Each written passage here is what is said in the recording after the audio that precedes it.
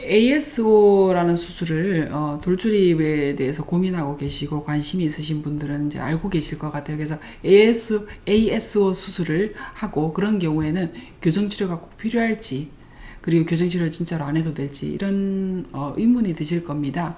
일단 결론부터 먼저 말씀을 드리면, 양악수술이든 ASO 수술이든 수술을 하게 되면은 전체적으로 교합이 변하기 때문에 이 전체적으로 변화된 교합에 새로운 어떤 턱뼈의 위치가 그대로 잘 맞아지기 위해서는 교정치료가 반드시 필요하다.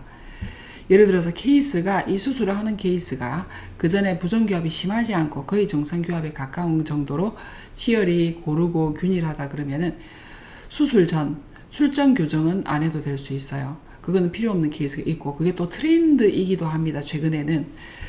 그렇지만 이후에 교정치료가 필요한 것은 더 완벽한 교합, 그리고 수술 자체가 수술 이후에도 수술을 해서 뼈를 잘라서 우리가 원하는 위치에 갖다 놓고 이게 뭐 스크류, 나사 이런 걸로 고정을 했죠. 그러면 턱뼈들이 영원히 그 자리에 있을 것 같잖아요. 그렇지만 그렇지 않고, 턱뼈는 우리 몸의 일부고 신체 일부이기 때문에 계속해서 리모델링이 일어나고 변화가 생깁니다. 재발이 될 수 있다는 뜻입니다. 그렇기 때문에 이 수술이 잘 되었고, 이 잘된 수술의 결과를 끝까지 오래까지 유지하기 위해서도 교합이 안정되는 건 무조건 필수라는 거죠. 그래서 교합이 안정되고 전체적인 치열의 안정성에 의해서 수술 후에 변화된 악골의 위치가 유지될 수 있도록 한다. 이것이 어떤 성공적인 치료에 있어서 빠질 수 없는 부분이라는 생각이 듭니다.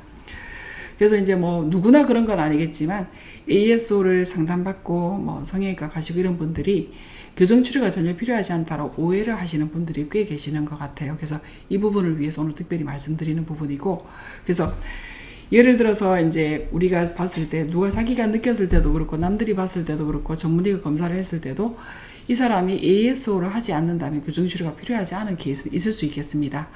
그럼에도 불구하고 양악수술이든 ASO든 어떤 수술적인 외과적인 방법에 의해서 뼈를 절단을 하고 원래 위치에서부터 새로운 위치로 변동을 시켰죠. 대부분은 돌출 해소를 하기 위해서, 또 심한 경우는 내밀어주는 수술도 있겠지만 ASO는 돌출 해소를 하기 위해서 하는 수술이기 때문에 수술의 목적에 따라서 돌출된 뼈들을, 뼈와 치아를 통으로 뒤로 후방으로 가져갔죠. 그러면 얘가 제일 중요한 관건은 안정이라는 거죠. 그래서 매일 우리가 밥을 먹고 매일 얘기를 하고, 그리고 알지 못하는, 우리가 이제 인지하지 못하는 시간에도 계속해서 치아의 컨택, 교합적인 간섭은 생기고 있기 때문에 이 부분을 정말 스무스하게 그리고 안정되게 유지할 수 있는 그런 것들이 수술 후의 교정으로서 안정적인 교합 치료, 그리고 교정 어떤 치료를 이제 마무리하는 것이라고 봅니다. 그래서 꼭 필요하다, 교정 치료가 꼭 필요하다, 이렇게 말씀드릴 수 있겠습니다. 그래서 양악 수술도 그렇고 ASO 수술도 그렇고, 일단 뼈를 흔들어서 원래 위치에서 변화를 주고 새로운 위치를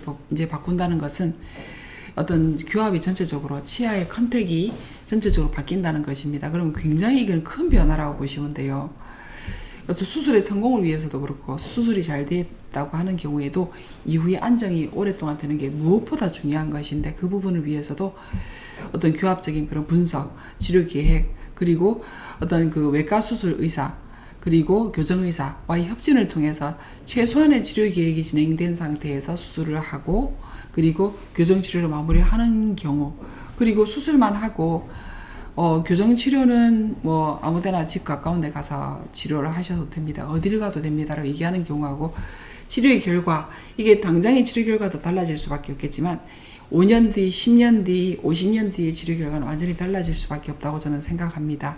그래서 수술을 해서 어쨌든 교합을 완전히 흐트러 놓고 새로운 교합 평면이 형성이 되고 새로운 교합 접촉점이 형성이 되는 그런 변화가 예측이 될 때는 반드시 수술을 할 의사와 그리고 치아 교정의사가, 전문의가 서로 협업을 통해서 진단 분석을 같이 하고, 최소한 진단 분석의 결과를 공유하고 치료 계획을 공유를 해서 그런 것들을 아무런 그 오차 없이 수술이 진행이 되고 오차 없이 치료가 마무리될 수 있도록 협진을 하는 것, 그리고 협업, 그리고 치료를 같이 하는 것이 굉장히 중요하다고 봅니다.